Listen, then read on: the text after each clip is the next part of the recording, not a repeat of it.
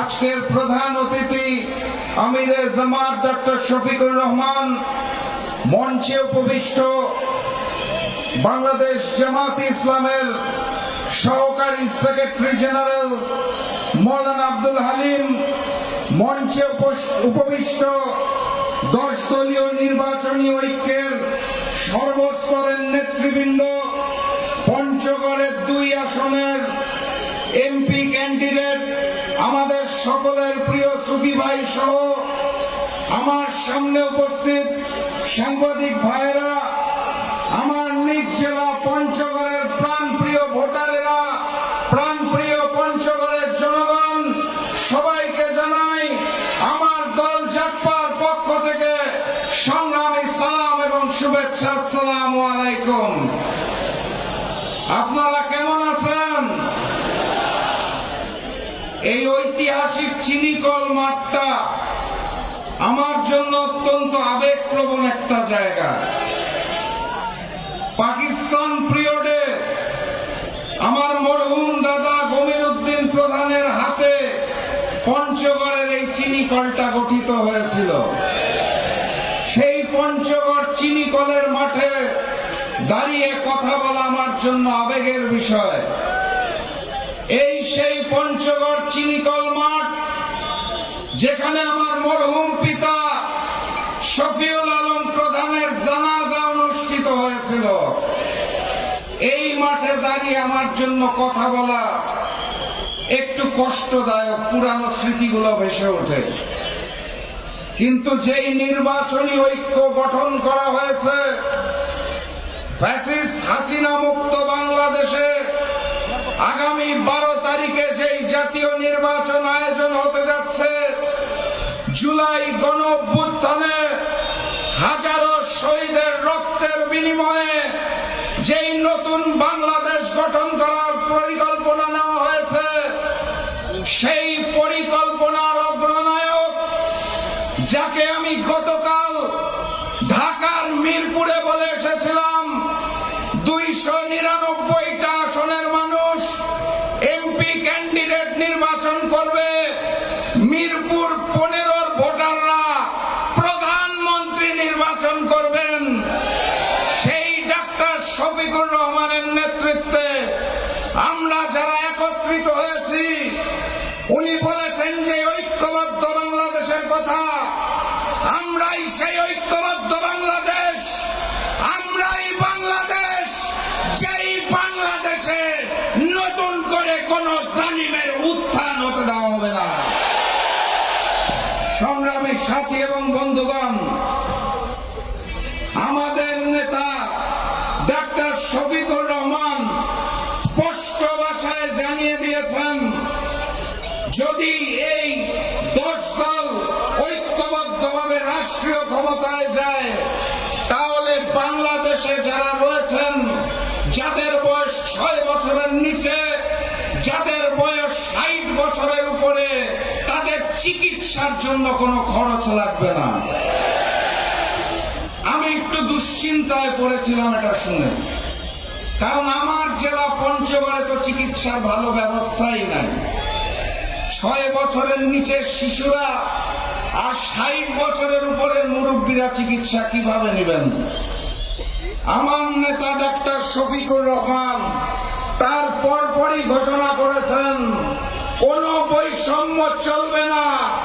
বাংলাদেশের 64 জেলায় 64টা বিশেষায়িত হাসপাতাল করা হবে।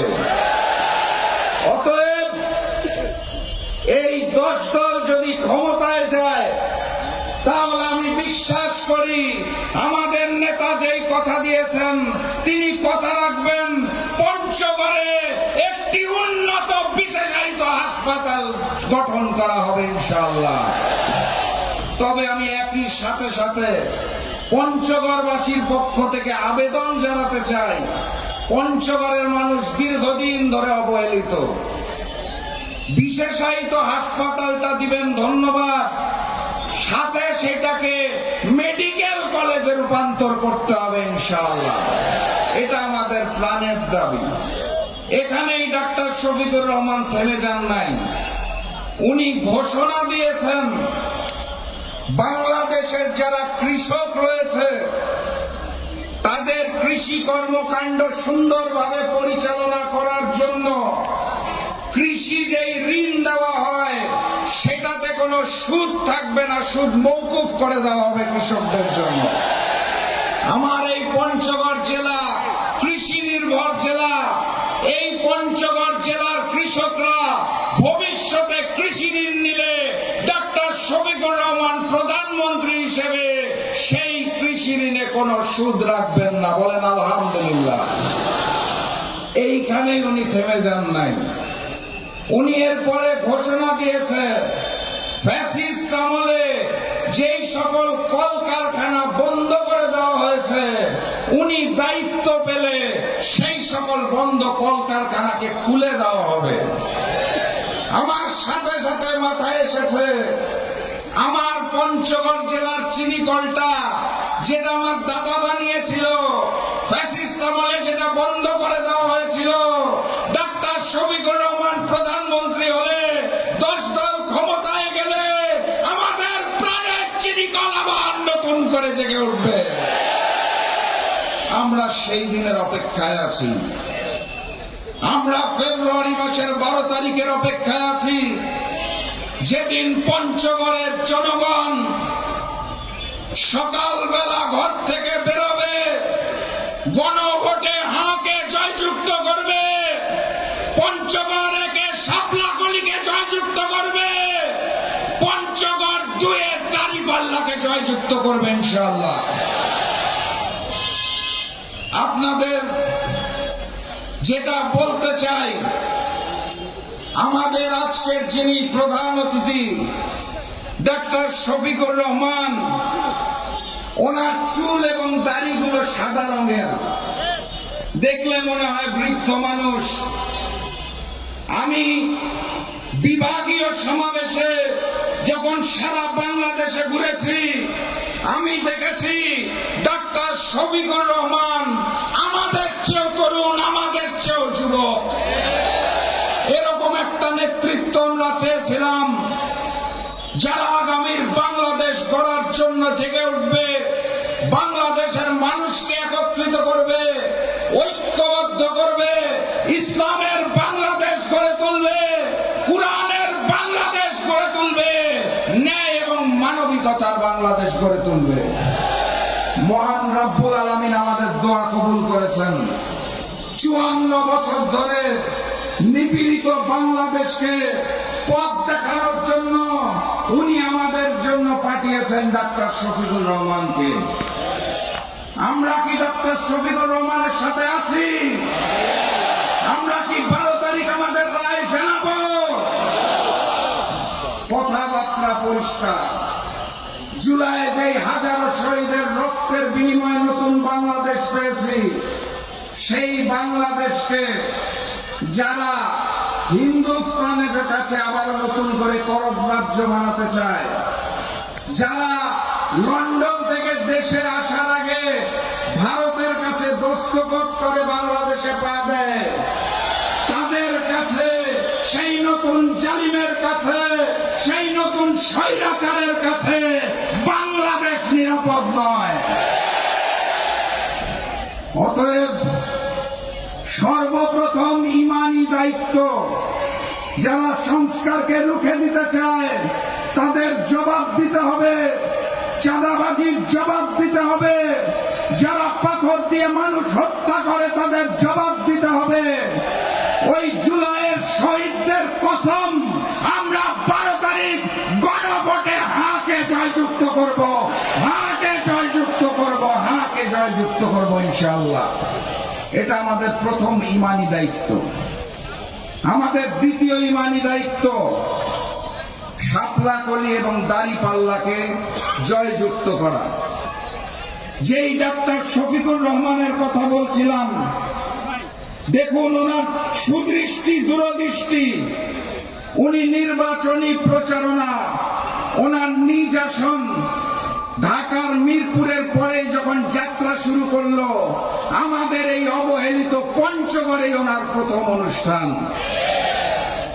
উনি অন্যান্য নেতাদের মতো বাংলাদেশের ধনী অঞ্চল চট্টগ্রাম থেকে শুরু করে নাই, উনি সিলেট থেকে শুরু করে নাই।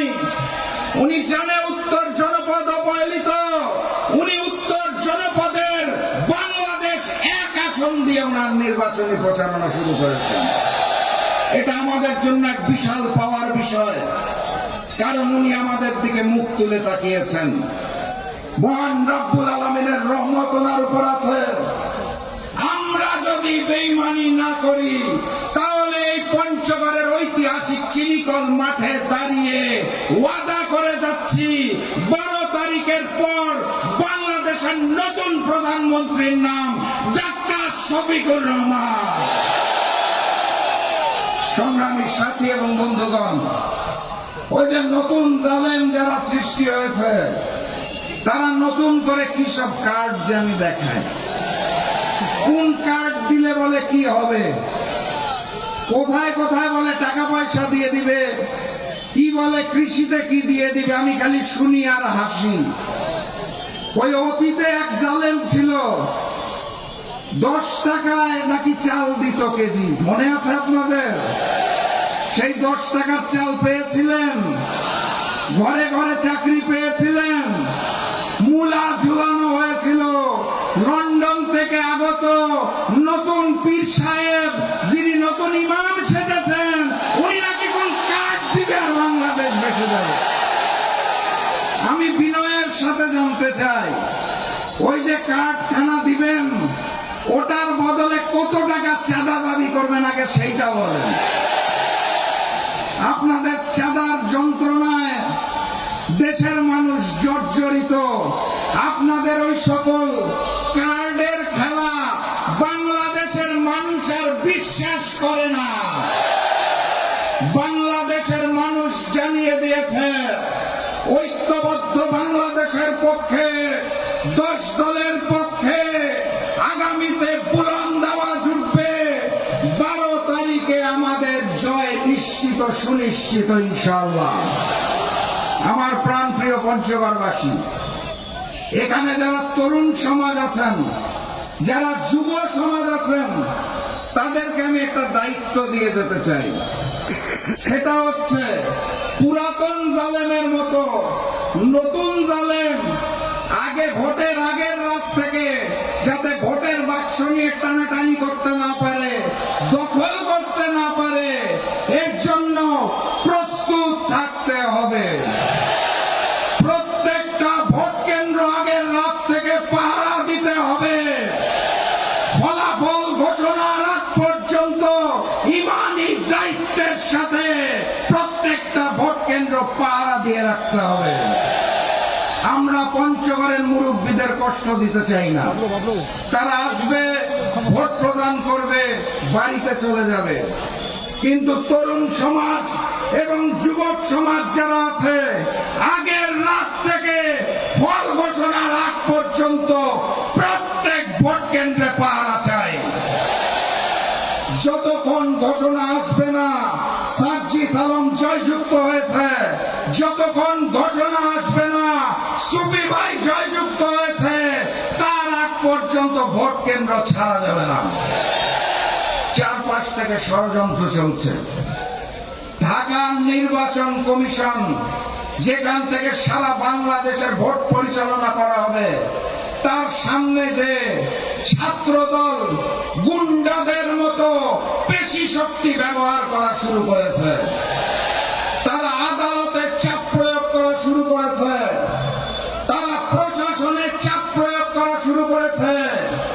আমি দুঃখের সাথে লক্ষ্য করেছি তারা বাংলাদেশের মিডিয়ার উপরেও চাপ প্রয়োগ করা শুরু করেছে, তারা সাংবাদিকদের উপরেও চাপ প্রয়োগ করছে। এইভাবে করেই স্বৈরতন্ত্র গড়ে তুলেছিল এক সময়কার ফ্যাসিস্ট শেখ হাসিনা। বাংলাদেশে টিকতে পারে নাই। আল্লামা সাঈদী সাহেব বলেছিলেন, বেশি লাফালাফি করো না, মামুর বাসা দিল্লি যায় পড়বা। সেই ঘটনাই সত্য হয়েছে। সেই ঘটনা থেকে আমি নতুন জালেমদের শিক্ষা নেওয়ার অনুরোধ করব। নতুবা আপনাদের বললাম দিল্লিও নাই, পিন্ডিও নাই, আপনাদের যে করতে হবে ওই বঙ্গোপসাগরে। আর ওই যে নতুন করে যিনি ইমাম হয়েছেন, জাতীয় ইমাম, ভাষণের মধ্যে কথায় কথায় বলেন দিল্লি নয়, পিন্ডি নয়, সবার আগে নাকি বাংলাদেশ। উনি যতবার বলে সবার আগে বাংলাদেশ, জনগণ কানে শুনে সবার আগে নাকি লন্ডন। 12 তারিখের পরে বাংলাদেশে থাকবেন না লন্ডনে ফেরত যাবেন, সেই সিদ্ধান্ত গ্রহণ করুন। কারণ বাংলাদেশের তৌহিদি জনতা কাঁধে কাঁধ রেখে ইমানি দায়িত্বে 12 তারিখ ভোট কাকে দিবে সেই সিদ্ধান্ত নিয়ে ফেলেছে। পঞ্চগড় একের মার্কা কোনটা? পঞ্চগড় এক, পঞ্চগড় এক, পঞ্চগড় দুই, পঞ্চগড় দুই, পঞ্চগড় দুই। সংগ্রামী সাথী এবং বন্ধুগণ, আমি একটা মানুষকে স্মরণ করতে চাই। আজকে এই মঞ্চে আমরা বারবার আমার স্নেহের ছোট ভাই সার্জিসের নাম বলবো, অবশ্যই বলবো। আমরা এই মঞ্চ থেকে বারবার সুফি ভাইয়ের নাম বলবো, অবশ্যই বলবো। কিন্তু আপনারা ভুলে যাবেন না, বিগত দিনের পঞ্চগড়ের আন্দোলন সংগ্রামে একটি মানুষ সর্বদা মাঠে ছিল, পঞ্চগড় জেলার জামাতের আমির আমাদের প্রাণপ্রিয় ইকবাল ভাই। ছিল না? ছিল না? ঐক্যের বৃহত্তর স্বার্থে ইকবাল ভাই আসন ছেড়ে দিয়েছে সার্জিস ভাইকে। আমরা সার্জিস ভাইকে বিজয়ী করে আনবো, কিন্তু ইকবাল ভাইকে স্মরণ করতে ভুলবো না। কিন্তু ওনারও অবদান আছে। এটাই ঐক্যের সৌন্দর্য, এটাই আমাদের ঐক্যবদ্ধ বাংলাদেশের সৌন্দর্য। আমরা 300 আসন নিয়ে মারামারি কামড়াকামড়ি করি নাই। আমাকে যখন আমিরে জামাত ডাক্তার শফিকুর রহমান তার ঘরে ডেকে বলেছিল এই হচ্ছে সার্বিক অবস্থা, আমি সেদিন ওনার চোখে চোখ রেখে বলছিলাম, রাশেদ প্রধানের পঞ্চগড় 2-এ দাঁড়িয়ে একটি আসন পাওয়ার চেয়ে অনেক বেশি গুরুত্বপূর্ণ আমাদের ঐক্যবদ্ধ বাংলাদেশের 151 আসন ছিনিয়ে আনা।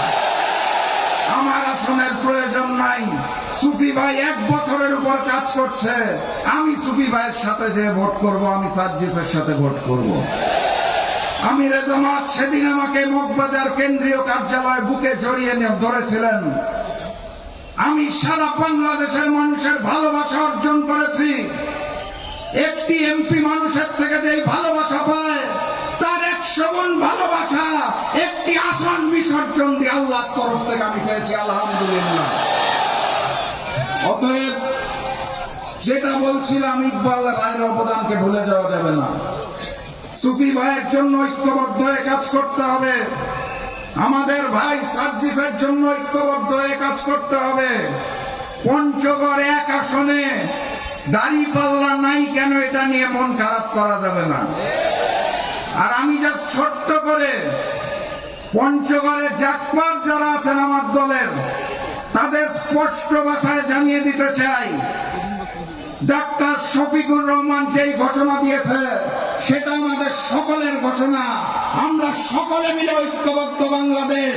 আগামী নির্বাচনে কোন জামাত চিনি না, এনসিপি চিনি না, জাকপা চিনি না, সবাই মিলে ঐক্যবদ্ধ বাংলাদেশ।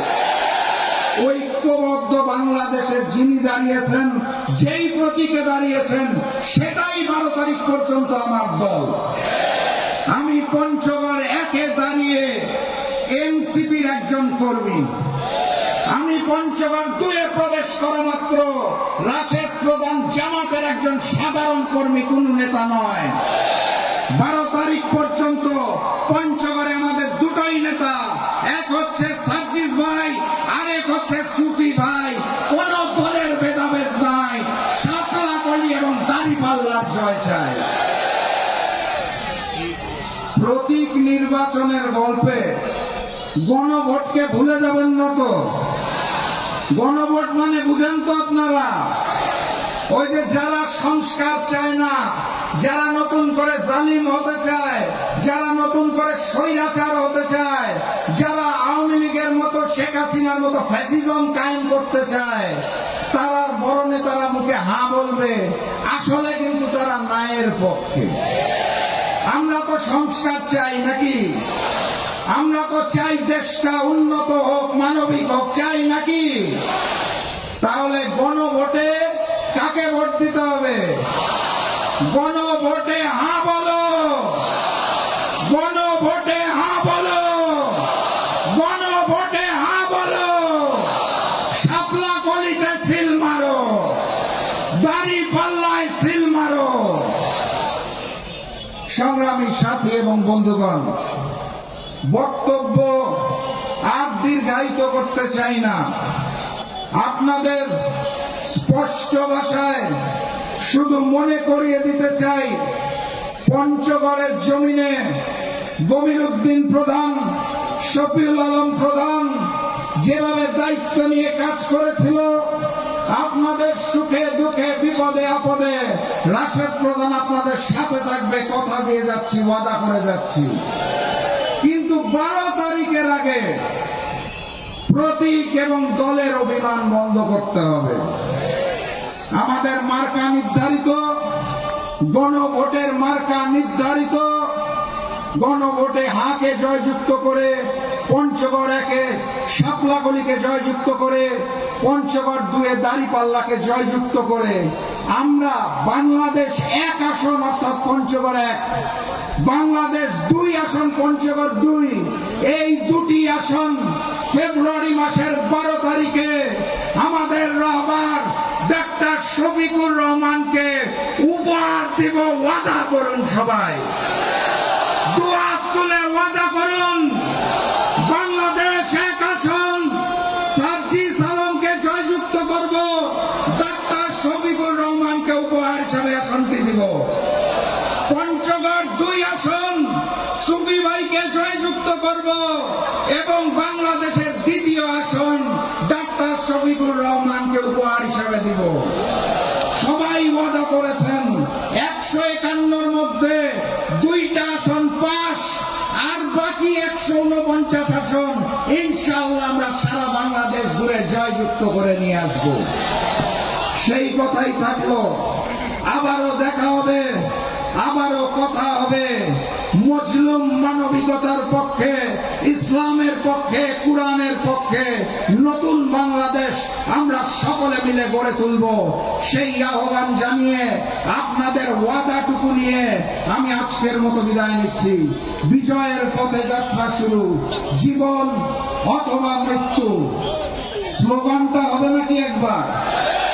ওই যেই স্লোগান শুনে পুরাতন জালিমের বুক কাঁপতো, স্লোগানটা হবে নাকি? যেই স্লোগান শুনে নতুন জালিমের বুক কাঁপে, সেই স্লোগানটা হবে নাকি? তাহলে শুরু করেন, নারায়ে তাকবীর, নারায়ে তাকবীর, নারায়ে তাকবীর। সবাইকে অনেক ধন্যবাদ। আসসালামু আলাইকুম।